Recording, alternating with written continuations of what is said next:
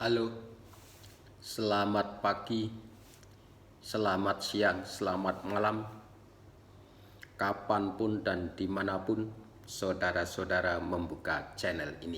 Kembali kita pada kuliah metodologi penelitian kualitatif sesi yang kedua.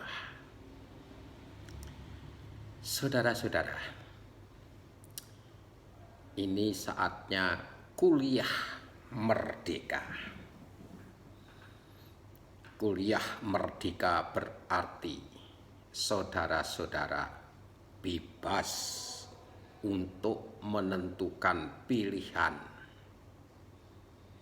menentukan referensi, menentukan tempat, waktu untuk belajar sendiri. Betul-betul merdeka, bebas Anda memilih. Masalahnya, kalau Anda tidak punya budaya untuk membaca referensi, tidak punya budaya untuk selalu belajar tanpa bimbingan. Niat dari hati sendiri untuk maju, niat dari diri sendiri untuk memperluas wawasan ilmu pengetahuan dengan cara selalu membaca dan membaca, belajar dan belajar, memahami semua teori yang ada di referensi, baik itu melalui akun-akun medsos maupun buku-buku yang ada di perpustakaan maupun e-book. Silahkan saudara menentukan sendiri dan minat saudara yang menentukan saudara untuk bisa merdeka kuliah.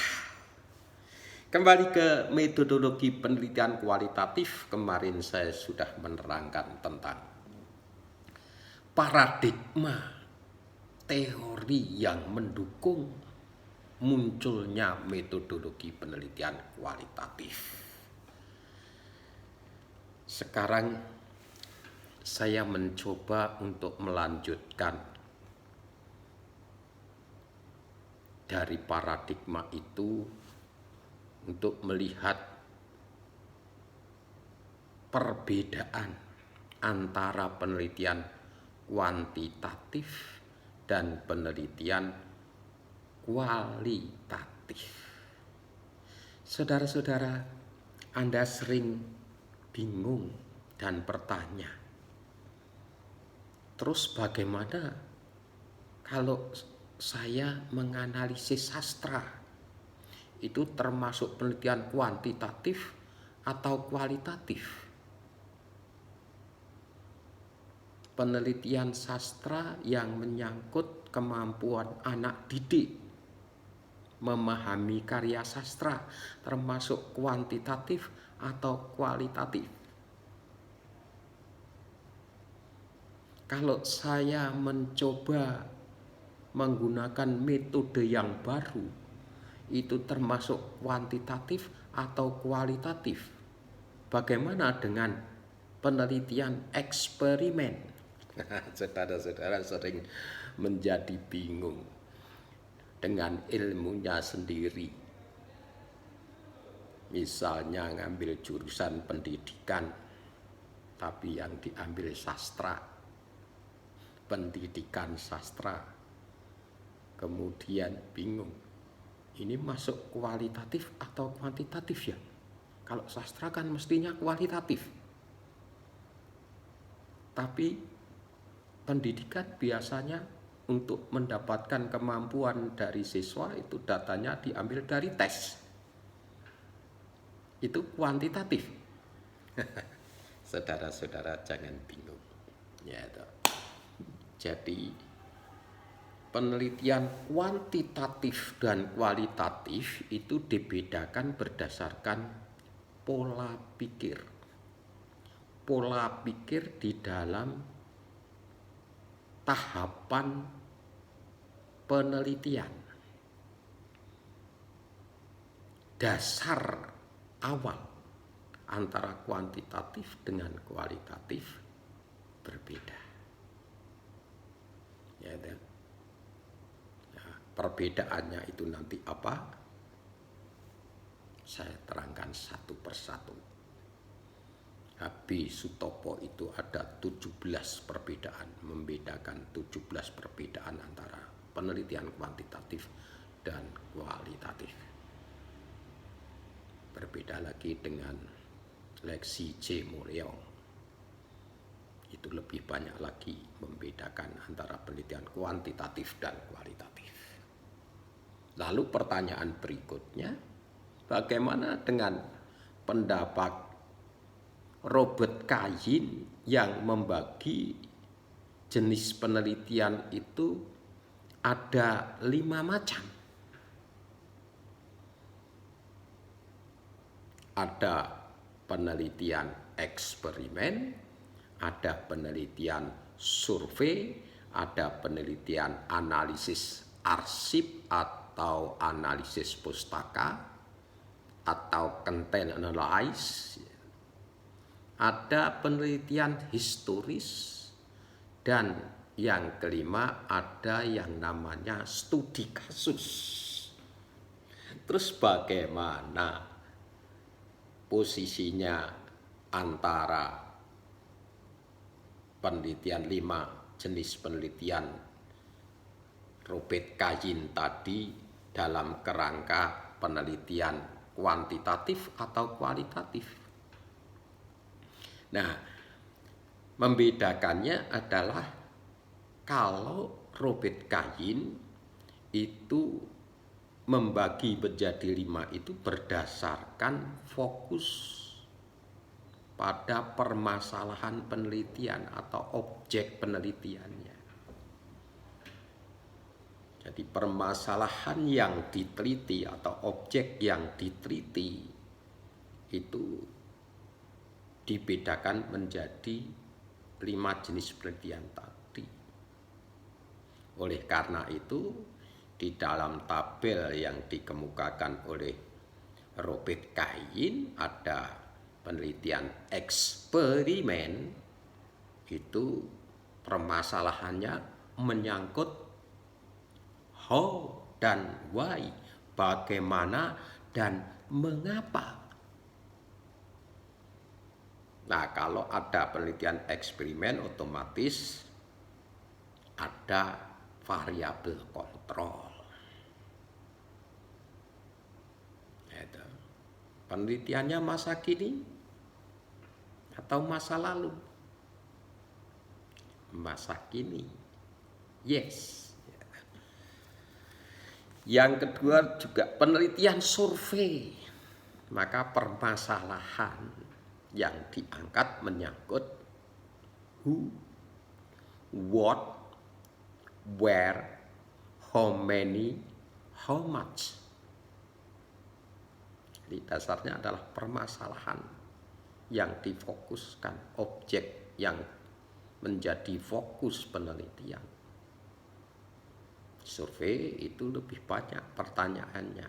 Who, siapa, what, apa, where, di mana, how many, berapa, how much, berapa.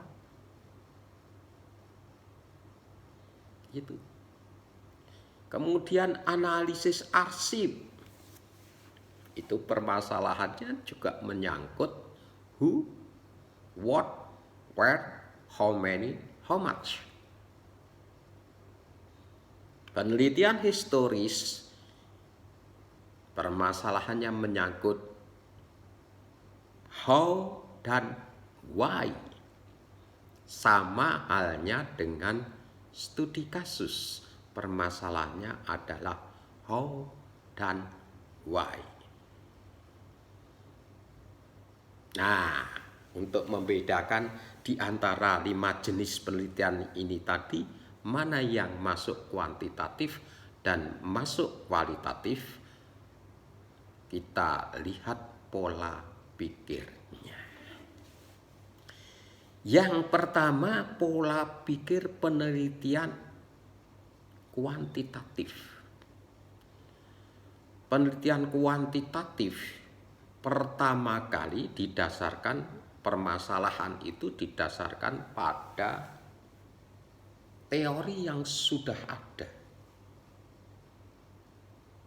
Berdasarkan teori yang sudah ada tersebut, kemudian bisa menyampaikan hipotesis untuk memprediksi permasalahan yang akan kita teliti. Kemudian hipotesis tadi diuji. Ya, diuji dengan cara apa? Ya, mengumpulkan data-data berdasarkan teori. Kita menghadapi sebuah masalah, maka kita mencari data-data yang berhubungan dengan permasalahan itu. Data-data itu kemudian dianalisis. Setelah dianalisis, kemudian kita menemukan konsep. Konsep itu kalau diakui kebenarannya oleh umum, berarti jadilah sebuah teori. Jadi pola pikir penelitian kuantitatif berawal dari teori yang sudah ada. Misalnya, semua benda logam bila dipanaskan mengembang. Berdasarkan teori tersebut, kemudian kita bisa memprediksi. Kita menemukan data besi, data kuningan, data baja, data aluminium, data tembaga, dan sebagainya yang termasuk benda logam. Kemudian kalau dipanaskan sekian derajat, maka benda tersebut akan mengembang. Nah, jadi berdasarkan itu kemudian mencari data-data itu. Benda logam itu dengan ukuran yang sama dipanaskan dalam derajat yang sama, kemudian mengembangnya berapa mili dari awal sebelum dipanaskan dan sesudah dipanaskan. Nah, baru kemudian bisa menentukan, oh betul, teori tersebut ternyata benar. Benda logam bila dipanaskan mengembang. Hanya pengembangannya masing-masing berbeda tentu saja. Pengembangan aluminium dengan besi baja otomatis berbeda tingkat molekul-molekulnya yang berbeda, sehingga pengembangannya juga berbeda. Saudara-saudara, jadi kalau penelitian kuantitatif itu bisa memperkuat teori yang sudah ada. Jadi kalau Anda sama-sama meneliti tadi tentang logam, kemudian Anda mempraktekkan apa betul logam itu dipanaskan mengembang, dan ternyata iya, berarti hasil penelitian saudara adalah menguatkan teori yang sudah ada. Bisa pula Anda mengembangkan teori yang sudah ada. Apa betul hanya benda logam saja jika dipanaskan mengembang? Nah, Anda mencoba kemudian.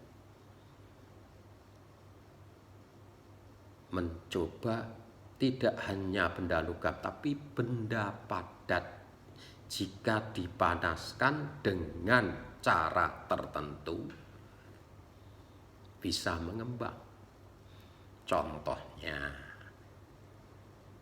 jagung dipanaskan dengan minyak menjadi popcorn, mengembang. apalagi jagung dipanaskan dengan air mendidih, jadi yang namanya grontol, istilah Jawanya, itu juga mengembang.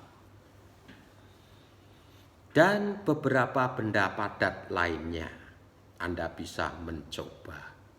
Nah, kemudian kalau hasilnya semua benda padat jika dipanaskan dengan media tertentu mengembang, maka penelitian Anda adalah penelitian pengembangan dari teori yang sudah ada. Dan yang ketiga adalah menolak teori yang sudah ada.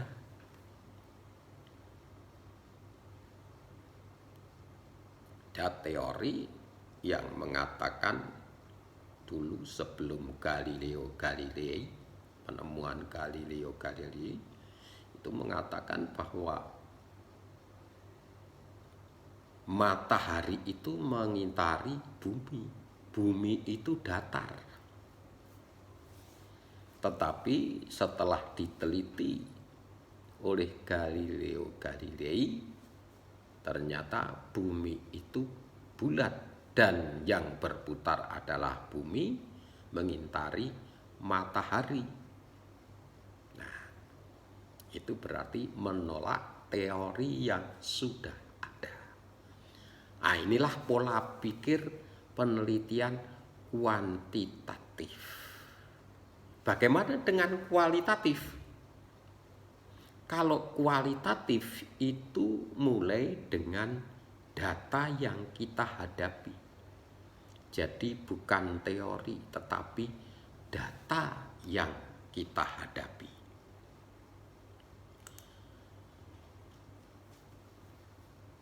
Saudara-saudara, contohnya,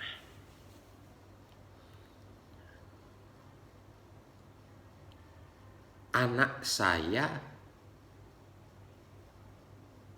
panas, kemudian ada ingusnya, batuk-batuk. Saya periksakan ke dokter,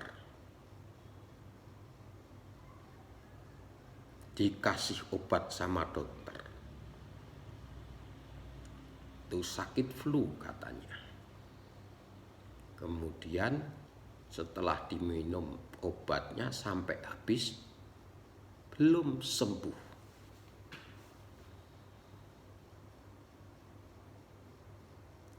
Kemudian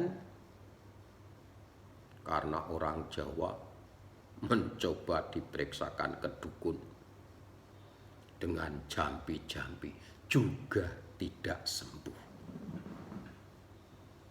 Pada suatu saat karena tidak kunjung sembuh, di pekarangan ada daun mint. Kemudian saya petik daun itu, saya panaskan dengan air, kemudian airnya diminum sama anak saya.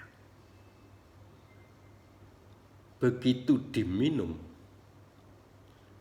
batuknya hilang, ingusnya yang selalu keluar dari hidung sudah tidak lagi, dan pernafasannya menjadi lega, sembuh. Data pertama, yaitu anak saya flu, diobati dokter tidak sembuh, diobati dukun tidak sembuh, minum daun mint, segelas air yang telah direbus dengan daun mint tadi ternyata bisa menyembuhkan. Tetangga saya ternyata mempunyai kasus yang sama. Kemudian saya berikan resep itu. Ternyata juga sembuh. Maka berkembang kemudian ke tetangga yang lain yang terpapar influenza dan sembuh pula. Nah, ada 3 data. Anak saya, tetangga saya, dan tetangganya lagi. Katakanlah tetangga saya namanya Suratmin, tetangga berikutnya Suratno. Anak saya namanya Soeharto. Soeharto, Suratmin, Suratno. Mempunyai penyakit yang sama flu, sembuh oleh rebusan daun mint. Saudara-saudara, kemudian 3 data itu masing-masing diteliti.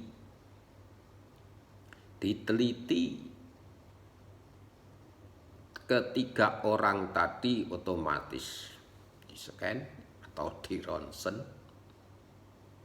Pokoknya dicari penyebab dari influensanya tadi. Kemudian juga daun mintnya itu diperiksa di laboratorium. Ternyata daun mint tadi mengandung zat yang bisa menghancurkan semacam ingus. Ingus yang mengental itu bisa mencair. Nah, ternyata influenza yang diderita oleh ketiga orang tadi itu karena saluran pernafasan tersumbat oleh lendir yang mengental, yang sulit untuk keluar.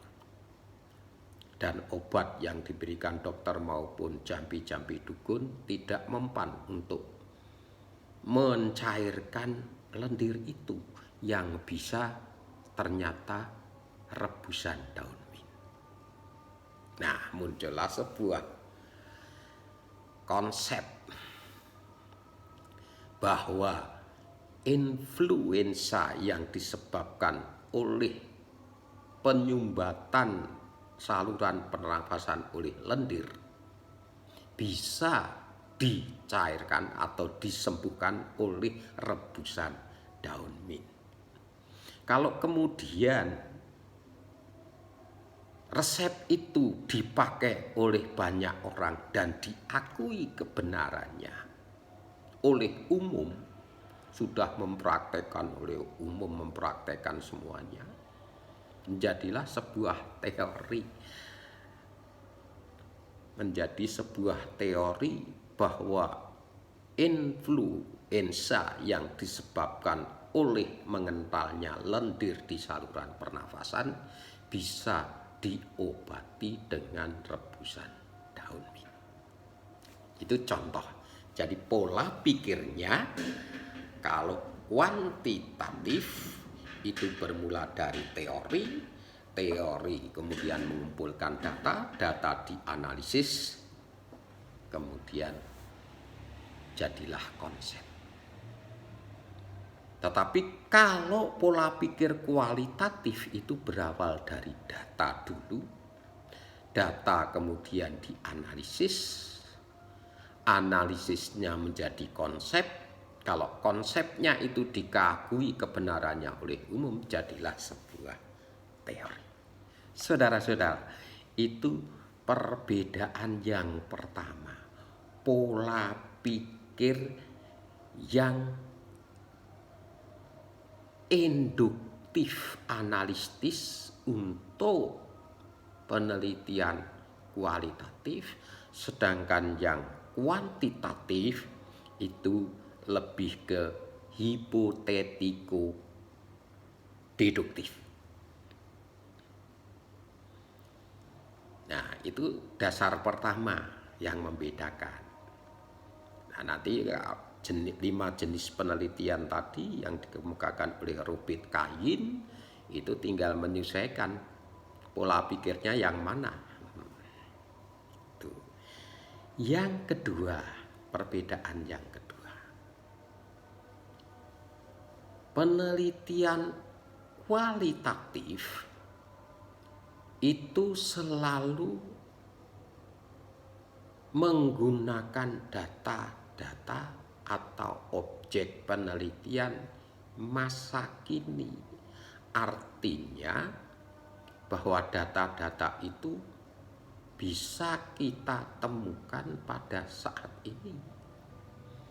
Kalau kita mau meneliti Pak Karno, Presiden RI pertama, atau meneliti Pak Harto, Presiden RI kedua, otomatis tidak bisa diteliti secara kualitatif karena datanya sudah tidak ada, orangnya sudah tidak ada. Artinya itu bukan ranah penelitian kualitatif. Nah, berbeda dengan kuantitatif. Kalau itu meneliti Pak Karno atau meneliti Pak Harto, itu bisa dilakukan dengan melihat biografinya, melihat keluarganya yang masih hidup. Itu bisa, nanti penelitiannya menjadi penelitian historis.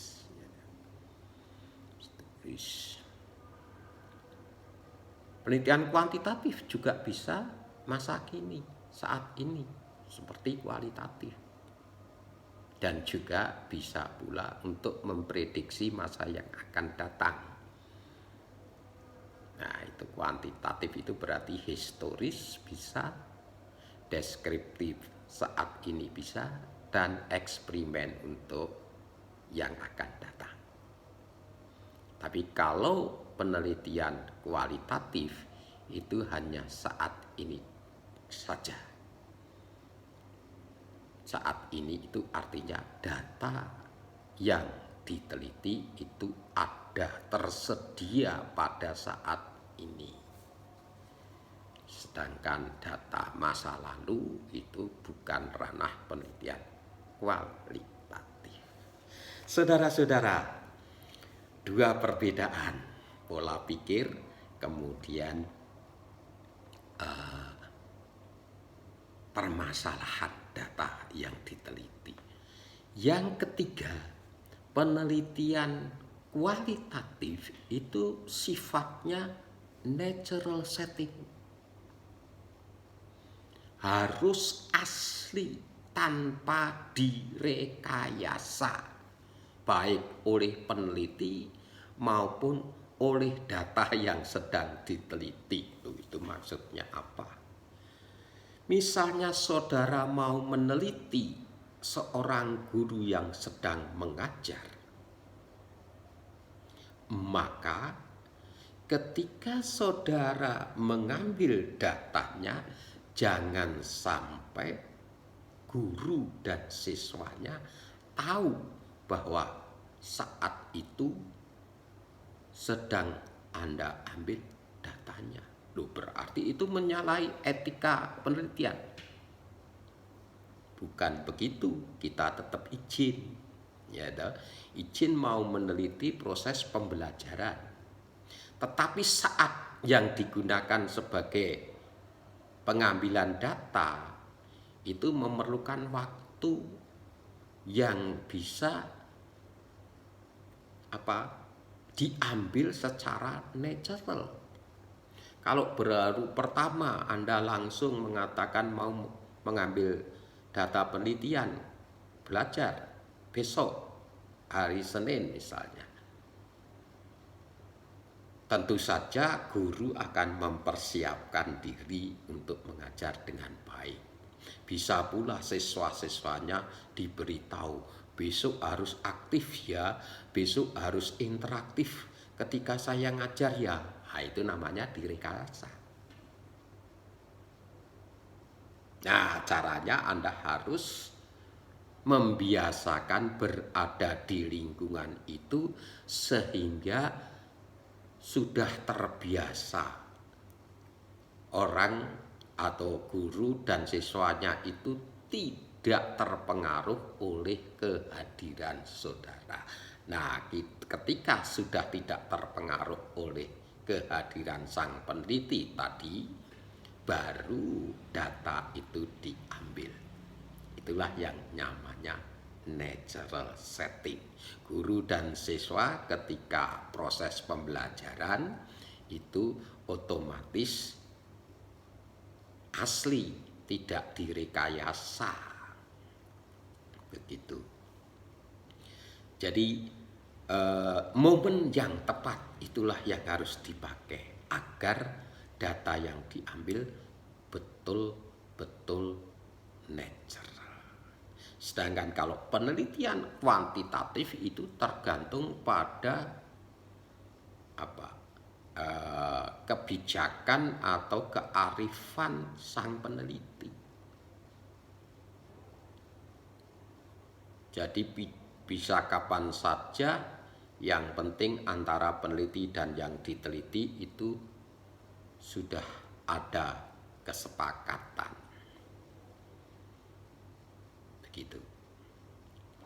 Kapan waktunya, di mana data diambil, itu kesepakatan antara peneliti dengan data yang akan diambil. Saudara-saudara, 3 perbedaan. Kemudian yang keempat, perbedaan yang keempat.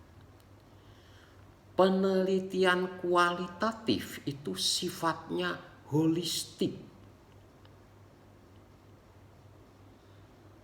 Artinya apa? Kalau saya meneliti seorang yang bernama Budi, maka yang diteliti tidak hanya Budi saja, tapi juga melihat latar belakang genetika Budi.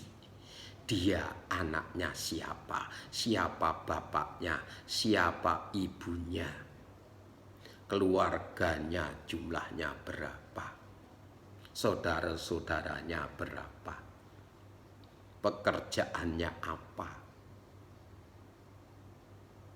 kemudian segala sesuatu yang berhubungan dengan Budi sebelumnya itu juga harus dikumpulkan data-datanya.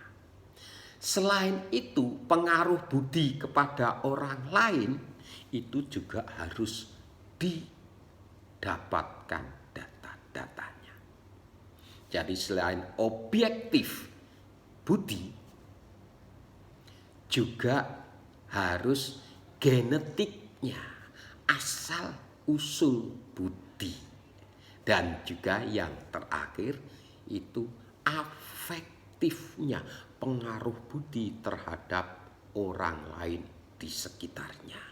Itulah yang namanya bersifat holistik, menyeluruh, baik yang sifatnya objektif, genetik maupun afektif.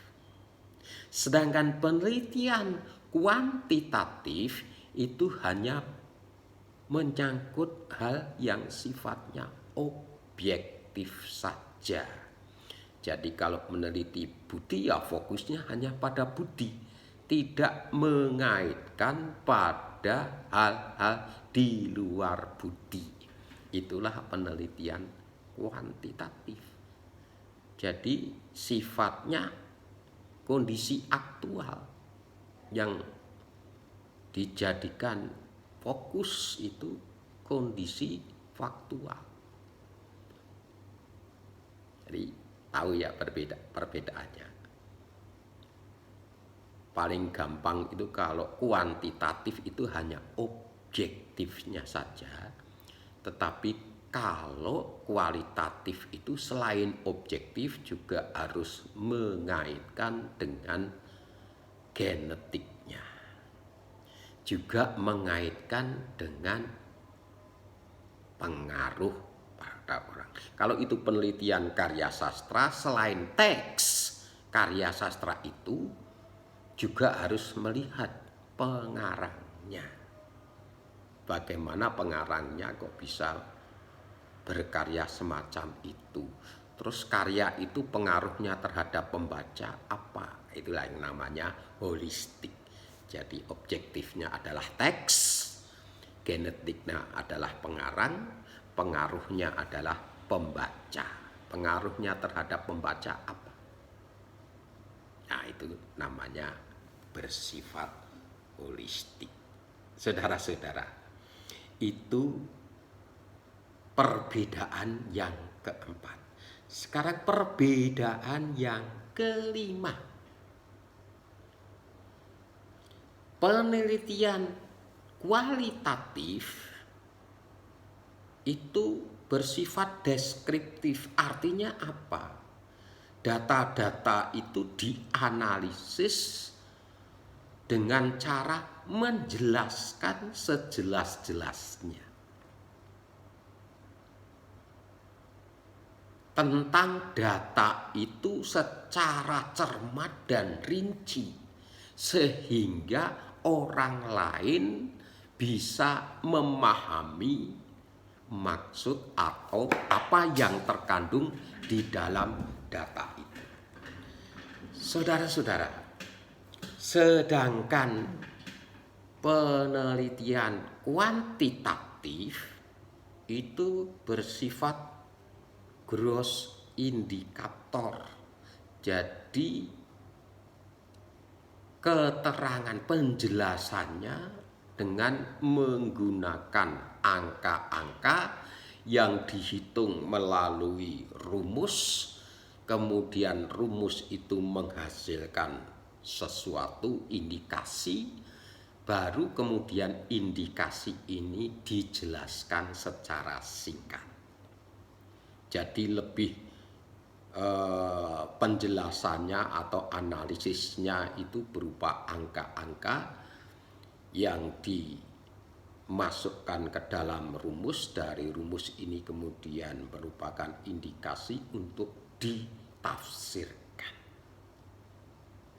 Saudara-saudaraku, untuk sementara sampai di sini dulu untuk sesi yang kedua. Masih ada 12 perbedaan lagi akan saya terangkan untuk sesi berikutnya. Terima kasih. Sampai jumpa. Jangan lupa kuliah merdeka tergantung pada saudara. Kalau saudara tidak mau mandiri, belajar sendiri, kesulitan kemudian didiskusikan pada dosen saudara atau teman saudara, maka Anda akan ketinggalan jauh tentang ilmu itu sendiri. Manfaatkan Merdeka Kuliah sebaik-baiknya. Sampai jumpa di sesi berikutnya. Terima kasih.